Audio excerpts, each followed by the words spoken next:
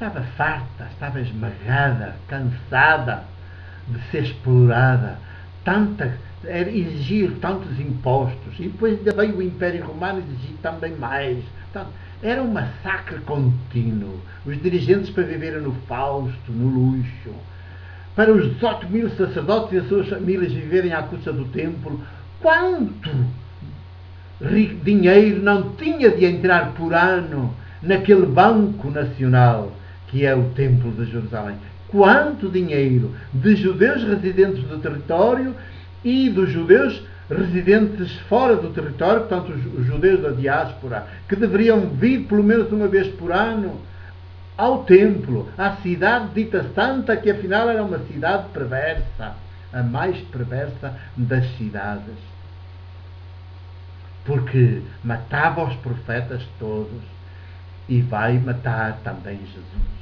É a cidade assassina, perversa, só se diz santa para enganar, para esconder todo o perverso que traz dentro de si, toda a crueldade, todo esse projeto de assassínio que a alimenta, que a faz, que a leva a agir e que dá, e que os seus dirigentes querem a toda a força manter e desenvolver. A população, então a multidão corre à casa onde está Jesus. E é tanta a multidão, e devem ser tantas as questões que levantam, e tantas as coisas que têm para dizer, por Jesus estar a constituir um movimento maiêutico, libertador, em que vai finalmente abrir-se os olhos da consciência, das mentes, das populações, das pessoas. Porventura até, se calhar vai conseguir que até os próprios dirigentes também se convertam, também reconheçam o seu pecado, o seu crime, reconheçam o hediondo que são os seus privilégios. E também, portanto, também nasçam de novo. Se calhar a multidão tem esta expectativa, tem esta esperança, sempre pensa que os dirigentes são boas pessoas e que só estão a fazer o que estão a fazer na melhor das intenções, que estão enganados, porque estão nas melhores intenções, se fazem mal é porque estão enganados, porque as intenções são boas, não sabem que os dirigentes são mesmo perversos.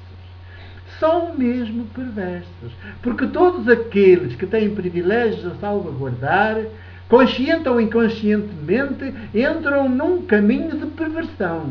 E, portanto, quanto mais persistem nesse caminho, quanto mais tempo persistirem nessa condição de privilégios, mais perversos são.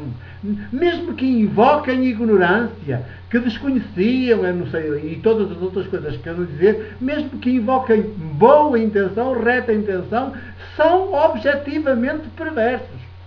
Porque aqueles que aceitam privilégios sobre os demais,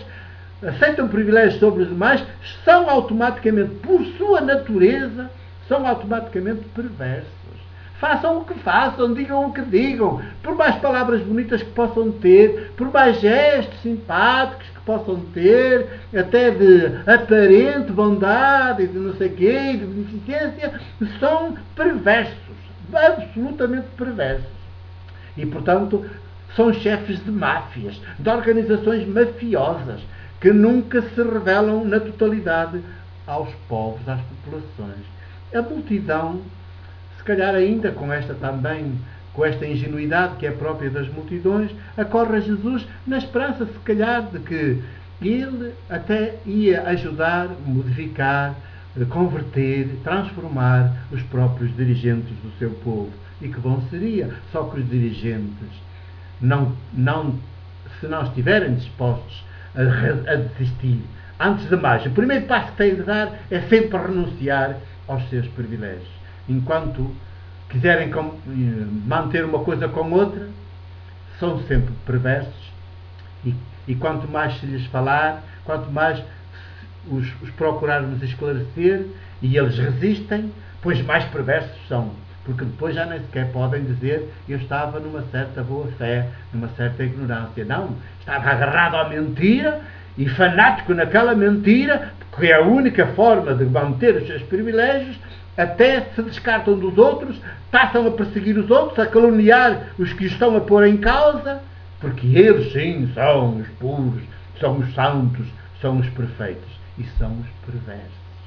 Como perversa era Jerusalém, a cidade que se dizia santa e que afinal era assassina, porque matava inclusivamente os profetas, e não só. Matava todos aqueles que não cumpriam as leis.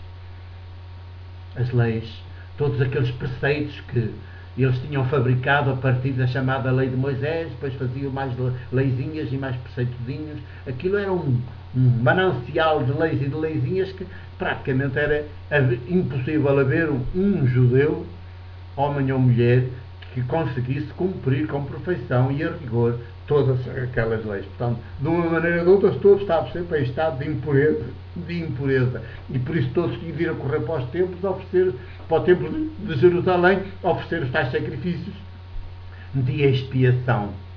E se as coisas lhes corriam bem, tinham de ir oferecer sacrifícios de animais de ação de graças, pois.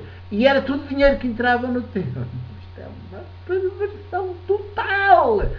É uma perversão total. E então a multidão cheia de expectativa, de esperança. Eu estou a imaginar, depois disto, as conversas, as perguntas, as partilhas, a alegria que deveriam estar a manifestar e querer manifestar a Jesus e aos que andavam com ele, e às que andavam com ele, ao seu movimento que estava a iniciar-se, a desenvolver-se.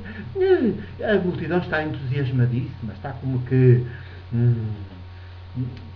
galvanizada de que vai acontecer uma grande transformação na sua sociedade, no seu país.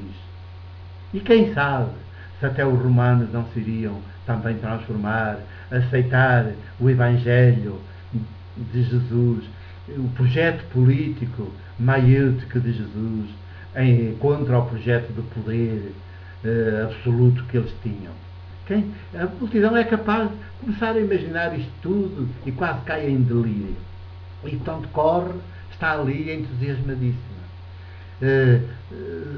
Sequiosa de continuar a perceber bem Jesus, a ouvir o que é que ele tem para dizer depois deste gesto, o que é que isto significa e como ele vai pormenorizar todas estas coisas. Portanto, há uma grande, grande expectativa em torno de Jesus. E era tanta a gente, e aí são tantas as questões, e há tantos os problemas, e tantas as perguntas, que eles sentem que nem têm tempo para comer. Ora, que comer é este? Não é o comer pela boca, porque esse também as multidões tinham que o fazer, senão caía para o lado de fraqueza. Sabe, não se trata do comer pela boca, de comer os alimentos que se mastigam e engolem, porque esse todos os fazemos, todos temos de os fazer para sobreviver. Trata-se de outro comer, de outra comida. Não tinham tempo para comer, quer dizer, não tinham tempo para escutar a palavra com espírito maiêutico, com espírito libertador. Não tinham tempo. E Jesus começa a ficar aflito, certamente a entrar em angústia, porque ao constituir o grupo dos 12 sabe que tem agora pela frente uma tarefa ciclópica de mudar as mentalidades destes 12 para que eles possam constituir em pedras fundamentais do projeto político de Deus na história, que vai abranger e incluir todos os povos em radical igualdade, não apenas os judeus, mas os judeus com os outros povos em radical igualdade. Não eram mais, nem eram menos. Portanto, não tinham tempo para comer, isto é, para escutar a palavra, porque pão, tanto é pão comida de se mastigar, como é o pão da palavra. A palavra com espírito, não é a palavra letra sem mais, que isso era também simples, mas é a palavra com espírito, que existe tempo, disponibilidade interior, silêncio, acolhimento, abertura, E isso é mais difícil. Já percebi.